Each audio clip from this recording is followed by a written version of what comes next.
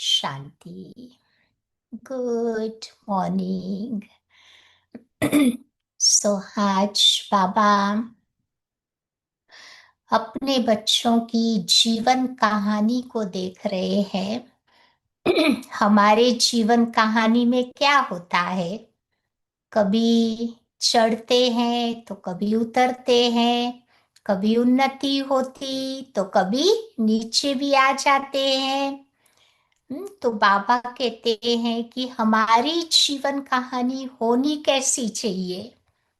तो बाबा कहते हैं हमारी जीवन कहानी सर्व विशेषताओं से संपन्न और प्राप्ति स्वरूप जीवन कहानी होनी चाहिए। जो कोई को भी हम अपनी जीवन कहानी को सुनाए तो उनसे उन आत्माओं को प्रेरणा मिले, क्योंकि हर एक के जीवन में कुछ न कुछ परीक्षाएं तो आती रहती है। उन परीक्षाओं के टाइम कभी कभी हमारी उतरती कला हो जाती है, लेकिन परीक्षा के समय बाबा कहते दो बातें मुझे अपने आप को याद दिलानी है। एक तो बाबा को मुझे अपना साथी बना के रखना है, और दूसरी बात बाबा कहते हैं कि इस ब्राह्मण जीवन में मुझे साक्षी बन करके रहना है।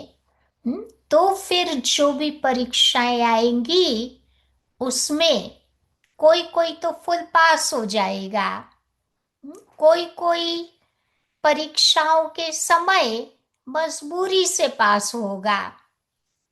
तो बाबा कहते हैं लक्ष्य मेरा होना चाहिए फुल पास होने का। जब भी कोई बात आती है तो उस समय फुल स्टॉप लगा देवे। फुल स्टॉप लगाना अर्थात भविष्य के लिए फुल स्टॉक को जमा कर देना।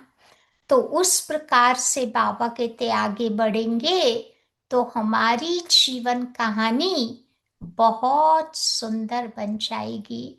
जैसे दुनिया में भी कईयों की हम ऑटोबायोग्राफी पढ़ते हैं, सुनते हैं, देखते हैं, तो कईयों की जीवन कहानी हमें विशेष प्रेरणा देने वाली होती है।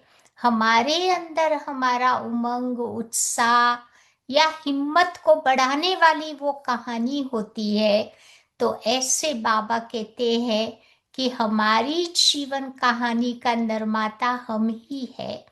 तो हम भी अपनी जीवन कहानी को ऐसे बनाए ताकि हमारी जीवन कहानी से कोई न कोई आत्माओं को प्रेरणा मिले, वो आगे बढ़ सके, अच्छी उनकी चढ़ती कला, उसकी उड़ती कला बन जावे। तो आज हम देखते हैं ब्राह्मण जीवन में ऐसी 7 कलाएं आती है जिसको हम सभी पार करते हैं। सबसे पहली कला जिसको कहेंगे उतरती कला। अच्छी तरह से ज्ञान में चल रहे हैं, सडनली माया का अटैक आता है। फिर माया हमें देह अभिमान में ले आती है, फिर एक एक विकार हमारे माइंड के अंदर घुस जाते हैं, तो उस कारण हमारी उतरती कला हो जाती है। जो प्रोग्रेस लाइफ में होना चाहिए वो नहीं होता है। तो पहली होती है उतरती कला। फिर बाबा कहते ब्राह्मण जीवन में ठहरती कला भी आ जाती है। सडनली पुरुषार्थ करते करते आत्मा ठहर जाती है, रुक जाती है। न वो आगे बढ़ पाती है न पीछे जाती है। तो जैसे कई बार ऐसी फीलिंग आती है लाइफ में कि हम जहाँ के थे वहीं के वहीं खड़े हैं, न आगे जा रहे हैं न पीछे जा रहे हैं। इसको कहा जाता है ठहरती कला। फिर आती है चलती कला। चलती कला माना धीरे धीरे पुरुषार्थ हमारा हो रहा है। नहीं, जैसे कि कई बार बाबा के बच्चे कहते हैं ना कि बाबा चिंता नहीं करो ना, हम कर लेंगे, हम पहुंच जाएंगे, हम संपूर्ण बन जाएंगे। तो जैसे धीरे धीरे चल रहे हैं, यानी उसका कारण है मन की आलस्य। शरीर में भी आलस्य होती है, मन में भी चुस्ती नहीं होती है, तो सुस्ती आ जाती है, जिस कारण धीरे धीरे पुरुषार्थ चल रहा है। जैसे तीव्र गति उसमें आनी चाहिए, वो नहीं पकड़ती है। फिर चौथी है दौड़ती कला। कभी कभी मधुबन से कोई अच्छा डायरेक्शन आ जाता है, तो पुरुषार्थ अच्छा कच्चा हमारा शुरू हो जाएगा। तो लगेगा हम दौड़ रहे हैं, हमारी स्पीड बढ़ रही है। कभी चलो कोई आ गए सीनियर भाई बहने, इन्होंने कुछ उमंग उत्साह की बातें कर दी, तो वो सुन करके अंदर जोश आ जाता है, फिर दौड़ना शुरू कर देते हैं। तो जैसे किसी व्यक्ति व वस्तु को आधार बना करके जब हमारी स्पीड बढ़ती है, तो उसको दौड़ती कला कहते हैं। फिर उससे आगे चलते हैं तो है चढ़ती कला। कई बार मुरली में सुनते हैं ना, बाबा कहते बच्चे, चढ़ती कला तेरे बाने सर्व का भला। देखो अभी हमारी चढ़ती कला है, अभी हम ऊपर जा रहे हैं ना, उन्नति कर रहे हैं, देवताओं जैसा जीवन बना रहे हैं, पुरुषोत्तम बन रहे हैं। तो ये हमारी चढ़ती कला है, और हमारे कारण सारी विश्व की आत्माओं का भला होना है। हमें तो मुक्ति, जीवन मुक्ति मिल ही जाएगी, लेकिन विश्व की आत्माओं को भी दुख अशांति से मुक्ति हो जाएगी। इसीलिए बाबा हम बच्चों को मुरली में याद दिलाते हैं कि चढ़ती कला तेरे बाने सर्व का भला। फिर उसके बाद आती है उड़ती कला, यानी उड़ते रहना है। उड़ेंगे कब? पहले तो जब बाबा के पास आए ना, तो ज्ञान योग की पांखें मिली, जिससे उड़ना शुरू किया। फिर थोड़ा आगे बढ़े तो बाबा ने हम बच्चों को उमंग उत्साह की पांखें दे दी। तो अभी उमंग उत्साह को जीवन में धारण करते हुए बाबा क्या कहते हैं, उड़ते रहो। अभी चलने का भी समय नहीं है, दौड़ने का भी समय नहीं है, लेकिन अभी उड़ने का समय है।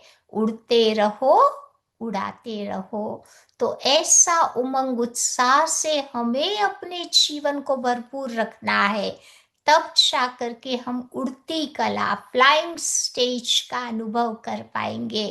खैर बुद्धि से तो यहाँ रहना है, काम भी करना है, लेकिन बाबा कहते एक सेकंड में जब बाबा बुलावे तो बाबा के पास उड़ करके पहुंच भी जावे।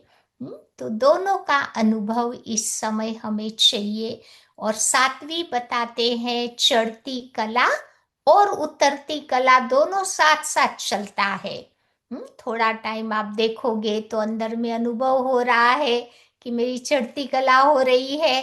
सडनली लगेगा कि मेरा पुरुषार्थ एकदम कमती हो रहा है, स्टेज मेरी डाउन हो रही है।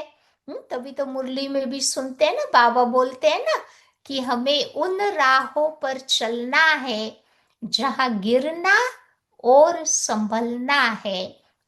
जीवन में बातें आएंगी, लेकिन बाबा कहते ये चढ़ती कला उतरती कला दोनों साथ साथ नहीं चले। अब होनी चाहिए चढ़ती कला, दौड़ती कला या उड़ती कला। तो वो बुद्धि में रहेगा तो बाबा कहते हम आगे बढ़ पाएंगे। तो ब्राह्मण जीवन में ये सारी कलाएं आज बाबा देख रहे हैं।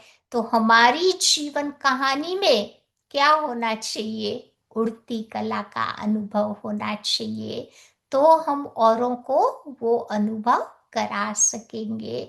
तो आज बाबा एक एक बच्चे की जीवन कहानी को देख रहे हैं। ओम शांति।